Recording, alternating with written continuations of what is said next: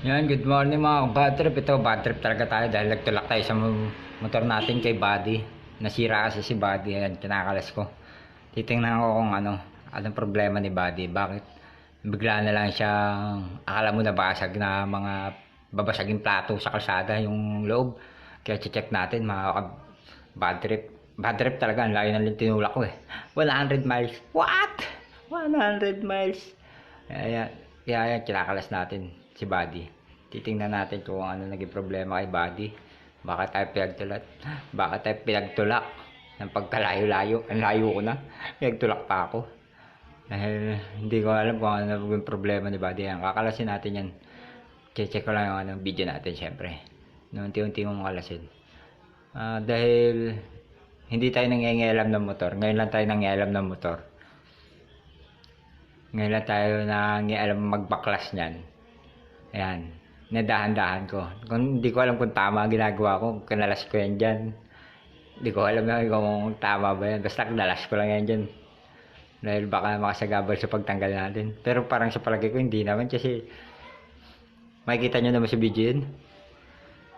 Hindi ko alam kung tama yung pagkalas ko. Basta yan kinalas ko.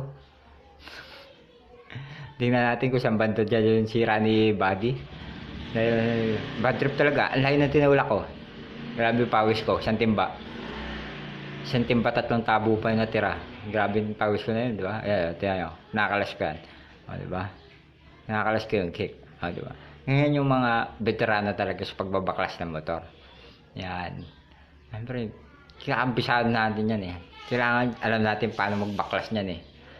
Hindi lang natin alam kung tama yung proseso ng pagbabaklas, kung kasama pa pala yun sa pagbabaklas. Dahil hindi natin alam. Dahil hindi tayo nangyayang paggawa ng motor eh. Pinapagawa na lang natin eh. Pero challenging din dyan. Check natin kung anong sira ni Buddy. Dahil syempre malayo pa yung paggawaan. Malayo pa. Mga 500 miles pa. Ayan. Mga Buddy. Ayan nga mga Buddy. Ayan. Mga kabad trip. Di ba? Dahil gawa-gawa lang tayo magbaklas. Paano baklasin yan? Hindi ko rin alam kung tama talaga yan. Dahil ako din nagtataka eh. Kaya pinipindot ko yung cellphone, pinapost ko eh. Dahil paano magbaklasin yan, kung tama ba yan, kinalas ko ba yan, dapat bang kalasin yan.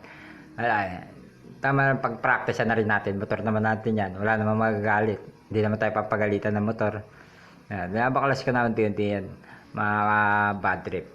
Dahil training yan kumbaga. OJT ka ngayon sa motor mo. Kung paano mo babaklasin yan. As yung tanong doon, pag nakita mo yung sira, paano mo ngayon ikakabit yun? Dahil ay malaki katanungan, di ba? Pero mas maganda na pa-practice natin yung motor natin. Sa atin naman yan eh. Hindi ka naman sisipain ng motor niyan eh. Pero pag mali yung kabit mo yan, isisempla ka niyang panigurado. Kaya kailangan, naayos mo na. Kung kaya na itakbo papunta sa gumagawa, dalhin mo na. Pa-check mo kung tama yung gawa mo. Para hindi na lumala yung sira. Di ba? Kung hindi ka sigurado. Ako, hindi ako sigurado niya. Kaya kakabit ko lang, tatry ko lang paanda rin para pag dala